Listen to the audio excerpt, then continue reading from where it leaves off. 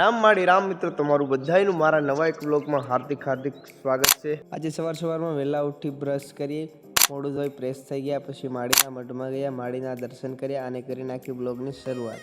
Finally guys ચાય બની ગઈ છે અને આપણે આવી ગયા છે ચા પીવા માટે।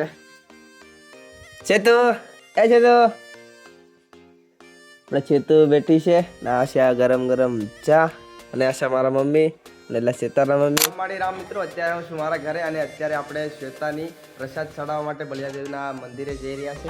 જોઈ શકો છો આપણે શ્વેતા બેઠી છે અને આ છે આપણે પ્રસાદ। તો તમે લોકો બ્લોગમાં કન્ટિન્યુ બન્યા રહેજો। જય માતાજી।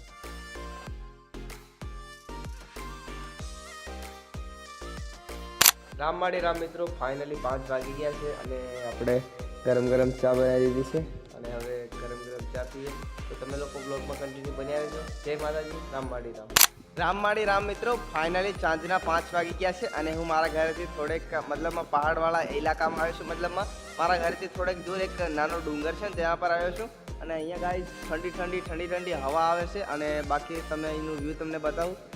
જોઈ શકો છો મિત્રો, અત્યારે બધા ખેડૂતોએ મતલબમાં ખેતી નથી કરતા કારણ કે ઉનાળો છે ને ગાઈસ। અહીંયા અમારા બાજુ છે ને પાણીની બહુ તકલીફ પડે છે અને બીજા અમુક લોકોએ કરી છે। જોઈ શકો છો સામે બાજરું કર્યું છે જે ઢોરને ખવડાવવા માટે। બાકી અત્યારે તો તમે ઉનાળાની ગરમી છે ને ગાઈસ, એટલે બધું આવી રીતે કંઈક ખુલ્લું હોય છે ચોમાસામાં અને શિયાળામાં અમારા ખેડૂતો ખેતી કરે છે। તો દોસ્તો આ તો કંઈક આજનો આપણો વ્લોગ કેવો લાગ્યો કોમેન્ટમાં જરૂરથી જણાવજો અને આપણી યુટ્યુબ ચેનલ પર જો તમે નવા આવ્યા હોય તો સબસ્ક્રાઈબ કરી દેજો। ફરી મળીશું નવા બ્લોગ સાથે, ત્યાં સુધી જય માતાજી, રામમાળી રામ, જય ખુકાર મેલડીમાં।